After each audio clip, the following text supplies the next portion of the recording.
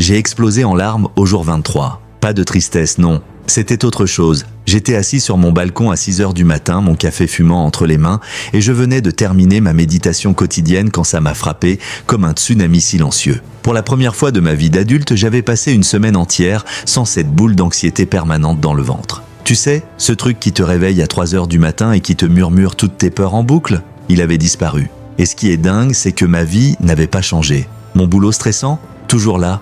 Mes problèmes financiers, toujours présents. Mes relations compliquées, toujours aussi complexes. Mais moi, j'avais changé, radicalement. Et je vais te raconter exactement comment 30 jours de pratique stoïcienne intensive ont détruit puis reconstruit ma façon de voir le monde.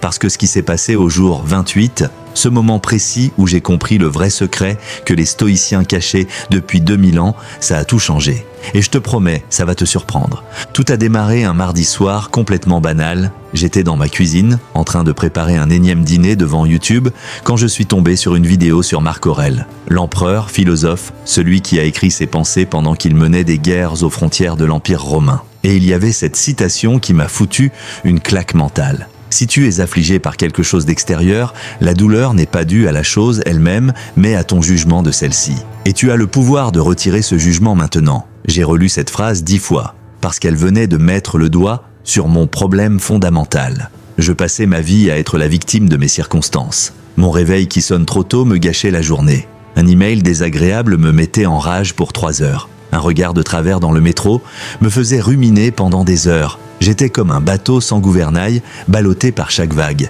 Cette nuit-là, je n'ai pas dormi. J'ai lu tout ce que je pouvais trouver sur le stoïcisme. Épictète, Sénèque, Marc Aurèle, Musonius Rufus.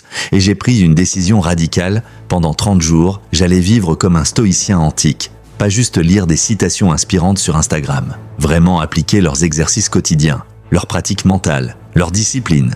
Le premier jour a été bizarre, vraiment bizarre. J'avais décidé de commencer par l'exercice le plus basique du stoïcisme. Celui qu'Épictète martelait à ses étudiants dès le premier cours, la dichotomie du contrôle. Le principe est d'une simplicité enfantine mais d'une puissance dévastatrice. Il y a les choses qui dépendent entièrement de toi, tes opinions, tes désirs, tes aversions, tes actions, et il y a tout le reste, absolument tout le reste, qui ne dépend pas de toi. Le corps que tu as, le temps qu'il fait, ce que les autres pensent de toi, le passé, le futur, même les conséquences de tes actions ne dépendent pas entièrement de toi. J'ai pris un carnet, et pendant toute cette première journée, chaque fois que je ressentais une émotion négative, je notais ce qui l'avait déclenché. Et ensuite, je me posais la question brutale, est-ce que je contrôle ça, oui ou non? Les résultats m'ont sidéré. Sur 47 sources de stress que j'avais notées ce jour-là, 44 concernaient des choses que je ne contrôlais absolument pas. Mon collègue qui arrive en retard à la réunion, le serveur du restaurant qui oublie ma commande, les gens qui parlent fort dans le train, ma boss qui ne répond pas à mon email, le fait qu'il pleuve, le fait que ma série préférée ait été annulée.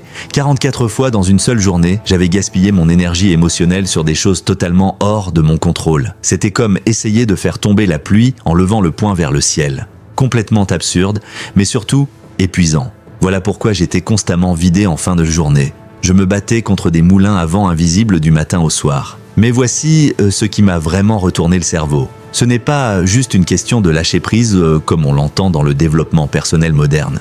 Les stoïciens allaient beaucoup plus loin. Ils disaient que non seulement tu ne dois pas te préoccuper de ce que tu ne contrôles pas, mais en plus, tu dois retirer complètement ton désir de ces choses. Parce que tant que tu désires quelque chose qui ne dépend pas de toi, tu es en prison. Tu es l'esclave de cette chose. Épictète le savait mieux que personne. Il avait littéralement été un esclave. Et pourtant, il répétait à ses étudiants, dont certains étaient des sénateurs romains puissants. Aucun homme n'est libre s'il n'est pas maître de lui-même. Un esclave physique qui maîtrise son esprit est plus libre qu'un empereur qui est esclave de ses désirs. Les jours 2 à 5 ont été consacrés à quelque chose qui m'a d'abord semblé complètement contre-intuitif, voire masochiste.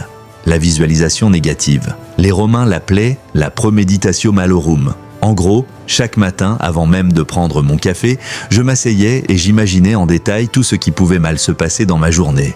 Perdre mon job, avoir un accident, découvrir une maladie grave, perdre un proche, me faire cambrioler, être trahi par quelqu'un en qui j'ai confiance. Les 15 premières minutes du jour 2 ont été horribles. Mon esprit résistait violemment. Pourquoi commencer la journée avec ces pensées négatives ? N'est-ce pas justement ce que tous les gourous du développement personnel nous disent de ne pas faire ? Visualiser le positif, manifester l'abondance, tout ça, Ce que personne ne te dit, c'est que Sénèque, l'homme le plus riche de Rome à son époque, conseiller de l'empereur Néron, pratiquait cet exercice religieusement. Et voici pourquoi c'est génial. Quand tu visualises le pire scénario possible, 3 choses se produisent. D'abord, tu réalises que même le pire scénario est survivable. Ton cerveau commence à élaborer des plans, des stratégies. Tu n'es plus dans la peur paralysante de l'inconnu. Ensuite, mais tu développes une gratitude instantanée pour ce que tu as maintenant. Parce que tu viens de réaliser à quel point c'est précaire, à quel point ça peut disparaître. Et enfin, 3e effet magique, quand les problèmes réels arrivent dans ta journée, et ils arrivent toujours, ils te semblent minuscules comparés aux catastrophes que tu as visualisées le matin. Cette réunion difficile avec ton boss, pas si terrible comparée à la possibilité d'être viré que tu as visualisée. Ce retard de train qui te fait rater un rendez-vous, rien comparé à l'accident que tu as imaginé. Au jour 6, j'ai vécu mon premier vrai test. Ma voiture est tombée en panne sur l'autoroute, batterie morte, en pleine heure de pointe, sous une pluie battante. L'ancien moi aurait pété un câble. J'aurais gueulé, tapé sur le volant, blâmé la malchance, la voiture, le garagiste qui ne l'avait pas bien entretenu, l'univers entier. Mais là, quelque chose d'étrange s'est produit. Je suis resté calme. Pas parce que j'avais soudainement développé des super pouvoirs de zen attitude, mais parce que mon cerveau a automatiquement fait le calcul. Est-ce que je contrôle le fait que la batterie est morte ? Non. Est-ce que râler va changer quelque chose ? Non. Qu'est-ce que je contrôle ici ? Ma réaction, ma capacité à appeler une dépanneuse, ma décision de voir ça comme un inconvénient mineur plutôt qu'une catastrophe. J'ai passé 3 coups de fil, attendu 45 minutes sous la pluie, et tu sais quoi ? J'ai pas été stressé une seule seconde, j'ai même utilisé ce temps pour faire ma méditation quotidienne, assis dans ma voiture morte. Marc Aurèle écrivait « L'obstacle sur le chemin devient le chemin, ce qui nous bloque nous fait avancer. Attends, ça devient encore plus intéressant. » Parce qu'au jour 8, j'ai découvert une pratique stoïcienne dont personne ne parle vraiment, mais qui est probablement la plus puissante de tout le journaling philosophique. Marc Aurèle ne savait pas qu'il écrivait un livre qui serait lu 2000 ans plus tard. Ses méditations n'étaient que des notes personnelles, des rappels qu'il s'écrivait à lui-même. Chaque matin, avant de gérer un empire de millions de personnes, avant de prendre des décisions qui pouvaient déclencher des guerres ou sauver des vies, il écrivait. Il se rappelait les principes de base. Il anticipait les difficultés de la journée. Il se préparait mentalement à rencontrer des gens désagréables, des situations injustes, des trahisons. Et chaque soir, il faisait un bilan. Qu'est-ce qu'il avait bien fait ? Où avait-il failli ? Comment pouvait-il s'améliorer ? J'ai adopté la même routine. Chaque matin, avant même de jeter un œil à mon téléphone, je m'accordais 30 minutes d'écriture. Et là, quelque chose de puissant s'est produit. Mettre ses pensées sur papier, ce n'est pas simplement les consigner, c'est les décortiquer, les structurer, les confronter. Une idée irrationnelle qui flotte dans ta tête peut sembler crédible.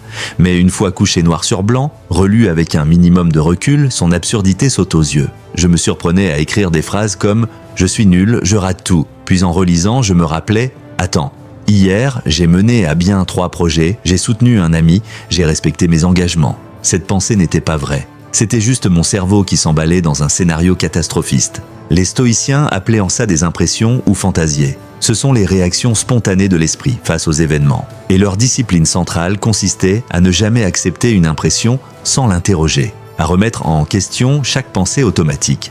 Est-ce fondé ? Est-ce utile ? Est-ce quelque chose que je contrôle ? Entre le jour 9 et le jour 15, j'ai intégré ce que Musonius Rufus, le professeur d'Épictète, considérait comme essentiel, l'entraînement à l'inconfort volontaire. Les stoïciens n'étaient pas des ascètes qui rejetaient tout plaisir. Sénèque était riche et appréciait son confort. Mais régulièrement, il pratiquait la pauvreté volontaire. Il mangeait du pain sec et dormait par terre pendant quelques jours. Pourquoi ? Pour entraîner son esprit, pour se prouver qu'il pouvait survivre sans tout son confort, pour ne plus avoir peur de la pauvreté.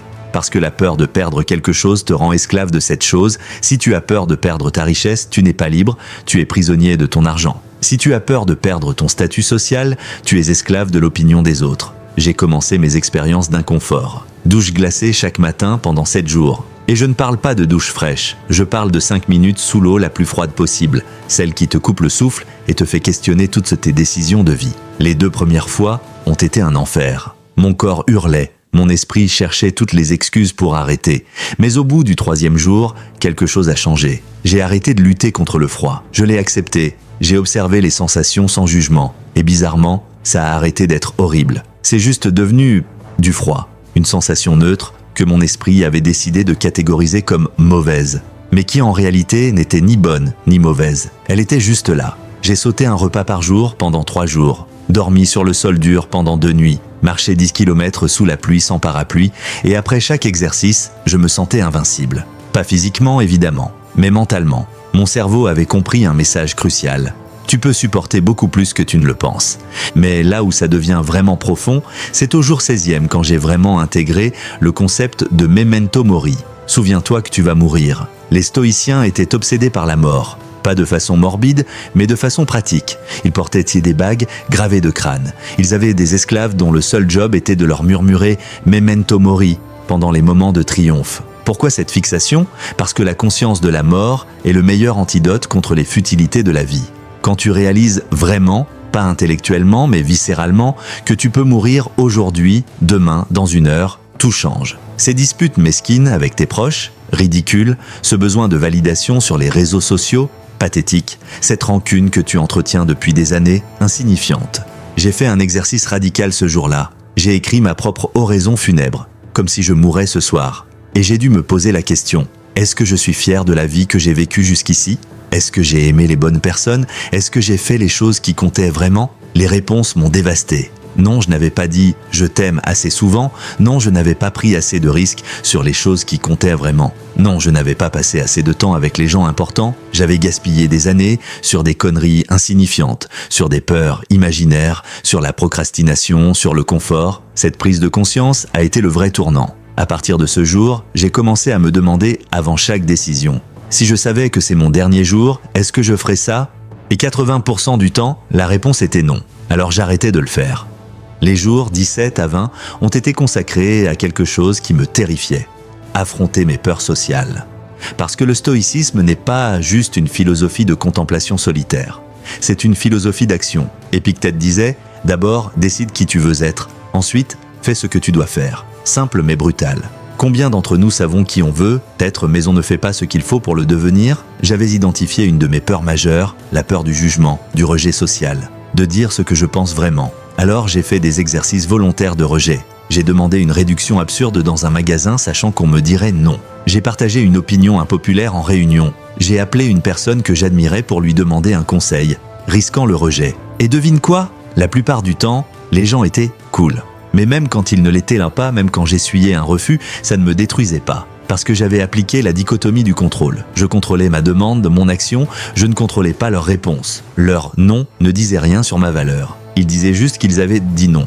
Point final. Ce que personne ne te dit sur le stoïcisme, et c'est ce que j'ai découvert au jour 20 et 1, c'est que ce n'est pas une philosophie de suppression des émotions. C'est une philosophie de gestion des émotions. Les stoïciens n'étaient pas des robots. Marc Aurèle pleurait la mort de ses enfants. Sénèque souffrait de la trahison de Néron. Épictète était en colère contre l'injustice.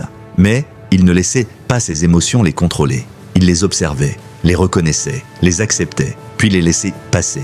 Comme des nuages dans le ciel, tu notes leur présence, mais tu ne leur permets pas de définir ta météo intérieure. J'ai commencé à pratiquer ça intensément. Quand une émotion forte arrivait, colère, tristesse, frustration, anxiété, je ne la combattais plus, je ne la refoulais plus. Mais je ne me noyais pas dedans non plus, je m'asseyais, je fermais les yeux et je l'observais comme un scientifique observe un phénomène. Où est-ce que je la sens dans mon corps? Comment elle évolue? De quoi elle est faite? Et bizarrement, cette simple observation la faisait diminuer d'intensité. Parce que tu passes de « je suis en colère » à « je ressens de la colère en ce moment ». La nuance est énorme. Dans le premier cas, tu es identifié à l'émotion. Dans le second, tu es l'observateur de l'émotion. Et puis est arrivé le jour 23, celui que je t'ai mentionné au début, ces larmes sur mon balcon, parce que j'avais réalisé quelque chose de fondamental. Pendant 23 jours, je m'étais entraîné à être présent, à ne pas ruminer le passé, à ne pas angoisser sur le futur, à juste être ici, maintenant, dans ce moment précis. Marc Aurèle écrivait « Ne te laisse pas distraire,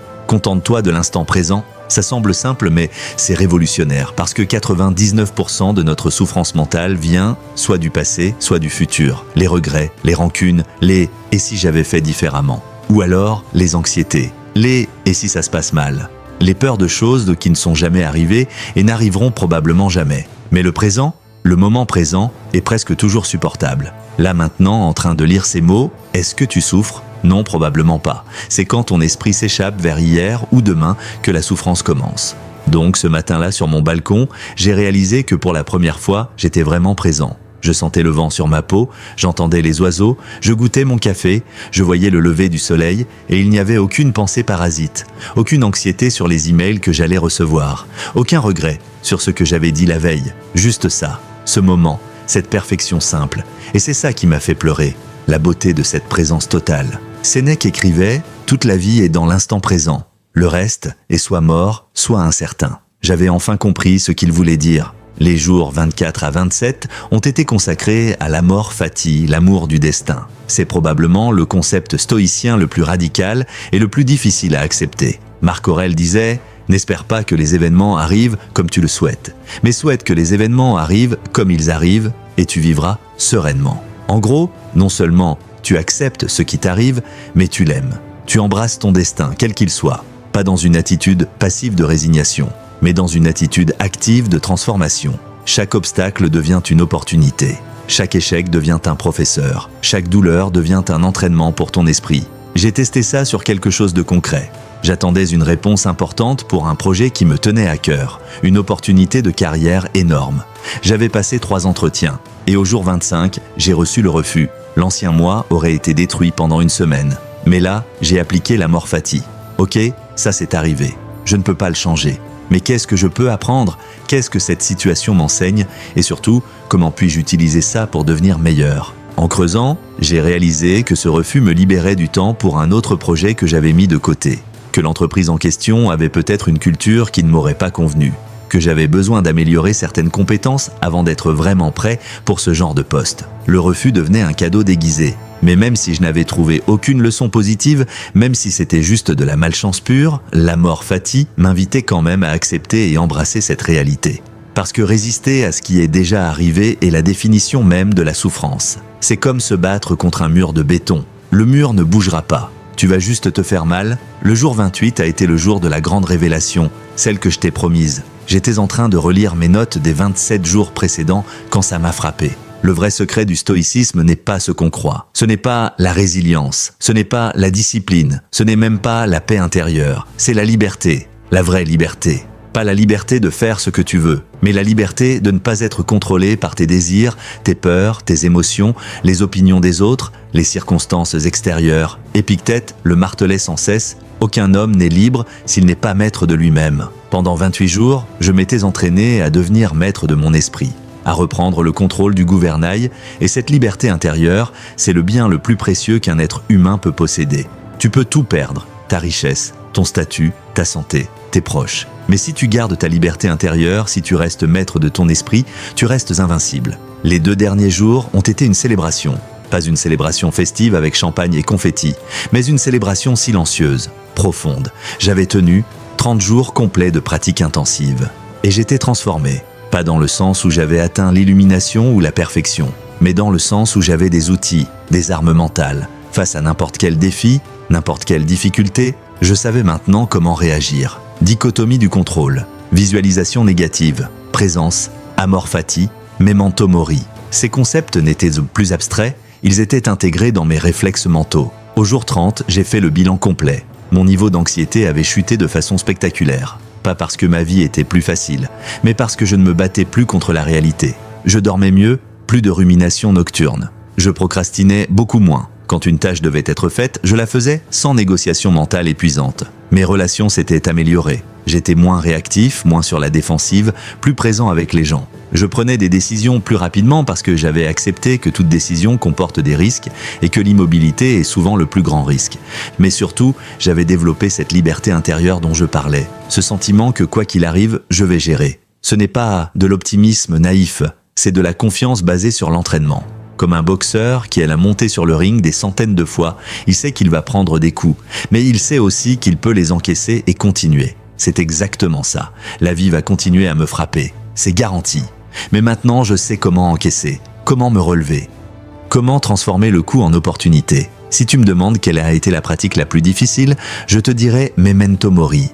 Méditer sur ta propre mort quotidiennement, c'est intense. Ça force une honnêteté brutale avec toi-même, mais c'est aussi la plus libératrice. Parce qu'une fois que tu as vraiment accepté ta mortalité, toutes les petites peurs ridicules s'évaporent. Peur de l'embarras, tu vas mourir un jour, peur du rejet, tu vas mourir un jour, peur de l'échec, tu vas mourir un jour. Alors autant vivre pleinement pendant que tu es là, autant prendre des risques sur ce qui compte, autant dire ce que tu as à dire, autant aimer sans retenue. Si tu me demandes quelle pratique a eu le plus d'impact immédiat, je dirais la dichotomie du contrôle. Parce que c'est simple, applicable instantanément et incroyablement puissant. Face à n'importe quelle situation stressante, pose-toi juste la question « Est-ce que je contrôle ça ?» Sinon, pourquoi est-ce que j'investis mon énergie émotionnelle là-dedans ? Tu te demandes peut-être « Est-ce que je suis devenu un stoïcien parfait ?» Est-ce que je ne stresse plus jamais ? Je ne me mets plus jamais en colère ? Je ne ressens plus jamais d'anxiété ? Non, absolument pas. Et c'est ça qui est important à comprendre. Le stoïcisme n'est pas une destination où tu arrives et tout est réglé.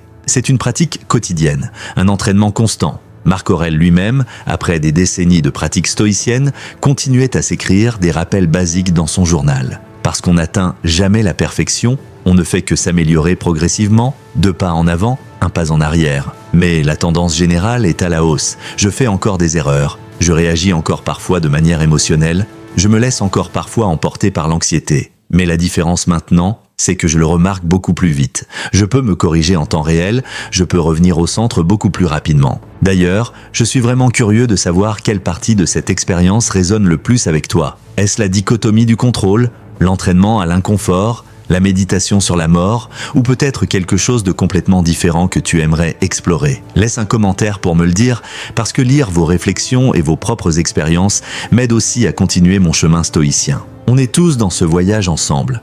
Parce que voilà la vraie beauté du stoïcisme. Ce n'est pas une philosophie élitiste réservée aux intellectuels ou aux moines. C'est une philosophie pratique créée par des gens qui vivaient des vies compliquées et stressantes. Marc Aurèle était empereur pendant une période de guerre et de peste.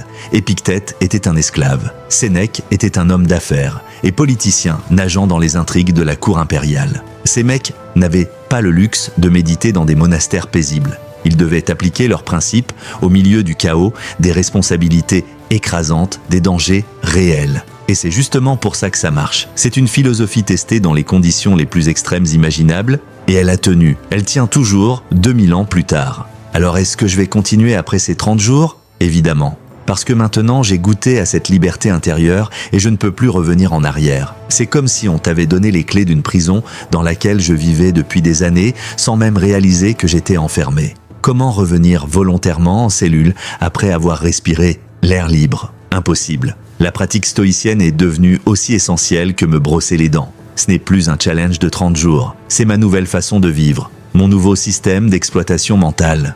Mais laisse-moi te partager quelque chose que j'aurais aimé savoir avant de commencer ce voyage. Les gens autour de toi ne vont pas tous comprendre. Certains vont trouver ça bizarre que tu médites sur la mort chaque matin. D'autres vont penser que tu es devenu froid, détaché, robotique, parce qu'ils confondent le stoïcisme avec le fait d'être stoïque dans le sens moderne du terme, c'est-à-dire sans émotion. C'est un malentendu complet. Les vrais stoïciens ressentaient profondément. Ils aimaient intensément. Ils se battaient passionnément pour la justice. La différence, c'est qu'ils ne se laissaient pas détruire par les émotions destructrices. Ils ne gaspillaient pas leur énergie sur ce qu'ils ne contrôlaient pas. Ils canalisaient toute leur puissance sur ce qu'ils pouvaient réellement changer. J'ai eu une conversation difficile avec un ami au jour 26. Il m'a dit que j'étais devenu distant, moins drôle, trop sérieux. Et sur le moment, ça m'a blessé. Mais ensuite, j'ai appliqué les outils. Est-ce que son opinion dépend de moi ? Non. Est-ce qu'il y a une part de vérité dans ce qu'il dit ?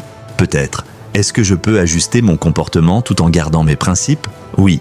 J'ai réalisé que je m'étais tellement concentré sur ma transformation intérieure que j'avais oublié de rester connecté avec les autres. Le stoïcisme n'est pas censé te couper des autres. Au contraire. Marc Aurèle écrivait constamment sur notre interconnexion, sur le fait que nous sommes tous des membres du même corps social. Que faire du bien aux autres est dans notre propre intérêt. J'ai donc ajusté. J'ai gardé mes pratiques stoïciennes, mais j'ai aussi recommencé à être plus présent socialement, plus léger, plus dans le partage. Parce que la sagesse stoïcienne, c'est aussi savoir s'adapter. Une des choses les plus surprenantes de ces 30 jours, c'est comment ma perception du temps a changé. Avant, j'avais toujours cette sensation que le temps filait trop vite, que les journées étaient trop courtes, que je n'avais jamais assez de temps. Mais en devenant plus présent, en arrêtant de passer la moitié de ma vie mentale dans le passé ou le futur, les journées se sont étirées. Pas dans le mauvais sens où elles deviennent ennuyeuses, mais dans le sens où chaque moment devient plus riche, plus complet. Quand tu es vraiment présent pendant ton petit déjeuner, ce n'est plus juste un passage obligé avant d'aller bosser.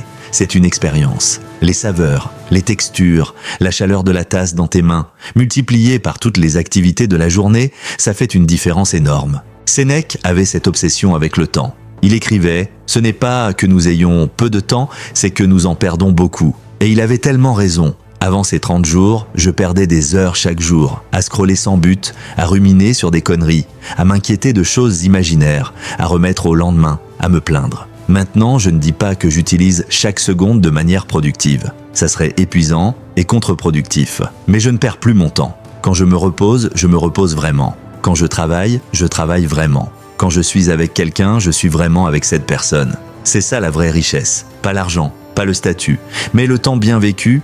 Et puis il y a eu cette découverte inattendue aux alentours du jour 29.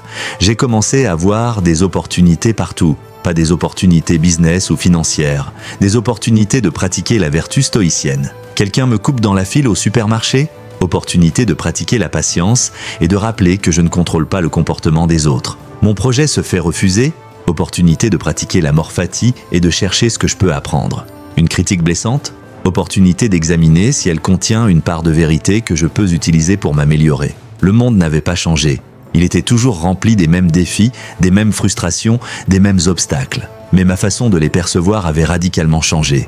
Marc Aurèle avait ce mantra génial « L'impédiment à l'action fait avancer l'action. Ce qui se dresse sur le chemin devient le chemin. » Ce qui est dingue aussi, c'est comment cette pratique a affecté ma relation avec l'échec. J'ai toujours eu cette peur paralysante de l'échec. Ça me bloquait. Ça me faisait éviter les risques, ça me gardait dans ma zone de confort. Mais les stoïciens avaient une vision complètement différente de l'échec. Pour eux, le seul vrai échec, c'est de ne pas agir selon tes valeurs. Tout le reste n'est que feedback. Tu tentes quelque chose et ça ne marche pas? Super, tu as appris ce qui ne marche pas. Tu te fais rejeter? Parfait, tu as pratiqué le courage. Tu perds quelque chose? Excellent, tu as l'opportunité de pratiquer l'acceptation et l'adaptabilité. Cette redéfinition de l'échec m'a libéré. J'ai pris plus de risques en 30 jours que pendant les 3 années précédentes. Pas des risques stupides ou impulsifs, mais des risques calculés sur des choses qui comptaient vraiment pour moi. Vers la fin du challenge, j'ai aussi remarqué un changement dans ma relation avec le plaisir et le désir. Le stoïcisme est souvent mal compris comme une philosophie qui rejette le plaisir. C'est faux.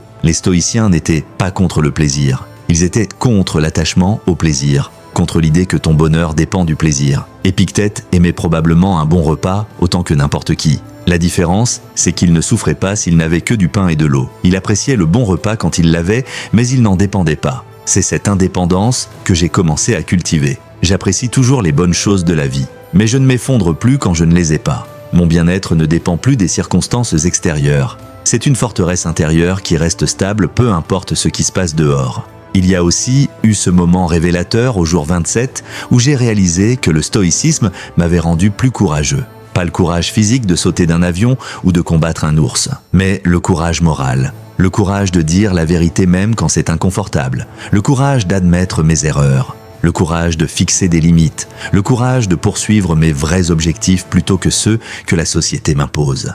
Parce que quand tu as développé cette indifférence stoïcienne envers les choses extérieures, les opinions des autres, l'échec, le rejet, tu deviens naturellement plus courageux. Tu as moins à perdre, ou plutôt, tu réalises que ce que tu pensais pouvoir perdre, tu ne le contrôlais pas vraiment de toute façon. Ta réputation, les autres la créent dans leur tête, tu ne la contrôles pas. Ton confort, précaire et temporaire par nature. Ta vie elle-même, elle finira de toute façon. Alors autant vivre pleinement pendant qu'elle dure. Ce qui m'a aussi frappé, c'est à quel point cette philosophie est contre-culturelle aujourd'hui. On vit dans une société qui vend constamment l'idée que tu dois chercher plus. Plus de plaisir, plus de confort, plus de validation, plus de succès, plus. Le stoïcisme dit, en fait, moins. Moins de désir, moins d'attachement, moins de dépendance envers l'extérieur. Et paradoxalement, ce moins crée plus de satisfaction, plus de paix, plus de liberté. Parce que quand tu ne cours plus après 1000 choses, tu peux vraiment apprécier ce que tu as. Quand tu n'es plus esclave de tes désirs, tu peux choisir consciemment comment utiliser ton temps et ton énergie. C'est révolutionnaire dans le bon sens du terme. Au jour 30, j'ai pris un moment pour imaginer ma vie dans 1 an, dans 5 ans, dans 10 ans, si je continue sur cette voie stoïcienne.